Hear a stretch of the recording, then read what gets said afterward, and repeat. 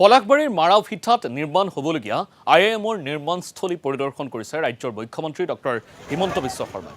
574 বিঘা মাটিত নিৰ্মাণ হ'ব উচ্চ শিক্ষা প্ৰতিষ্ঠানখনৰ।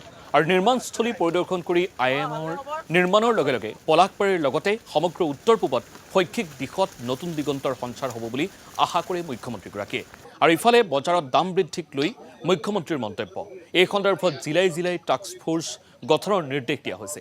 সমান্তৰালভাৱে 2025 আগষ্টলৈকে কেৱল কাম কৰি যাম বুলিও মন্তব্য কৰে মুখ্যমন্ত্ৰীগৰাকীয়ে।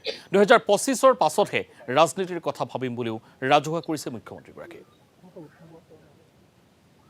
যেহেতু কেন্দ্ৰত প্ৰধানমন্ত্ৰীও একেজনে থাকিলে, শিক্ষামন্ত্ৰীও একেজনে থাকিলে, সেইকাৰণে IIM স্থাপনৰ প্ৰক্ৰিয়াটো আমি ত্বৰান্বিত কৰিব খুজিছোঁ। তেওঁলোকে মোৰ এইটো আবেদন থাকিব যে IIMখন প্ৰথম কোনোবা এটা টেম্পৰাৰী কেম্পাছত হ'লেও আৰম্ভ হওক, যেনেকে আমাৰ IIT আদি আৰম্ভ হৈছিলে, আৰু 2 বছৰ 3 বছৰৰ ভিতৰত পলাশবাৰীৰ আমাৰ মূল কেম্পাছলৈকে তেওঁলোক আহিব পাৰিব। এই গোটেই বিষয়বোৰ মই যেতিয়া অহাবাৰ দিল্লীত যাম আলোচনা কৰিম, আৰু তাৰ আগতে মই নিজে এবাৰ মাটিবাৰীখিনি চাই গ'লো।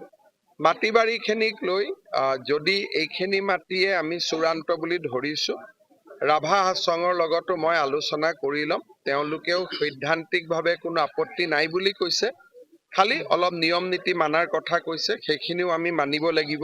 26লৈকে ভগৱানে অসমৰ মুখ্যমন্ত্ৰী কৰি দিছে যে তই অসমৰ কিবা এটা পৰিৱৰ্তন কৰ।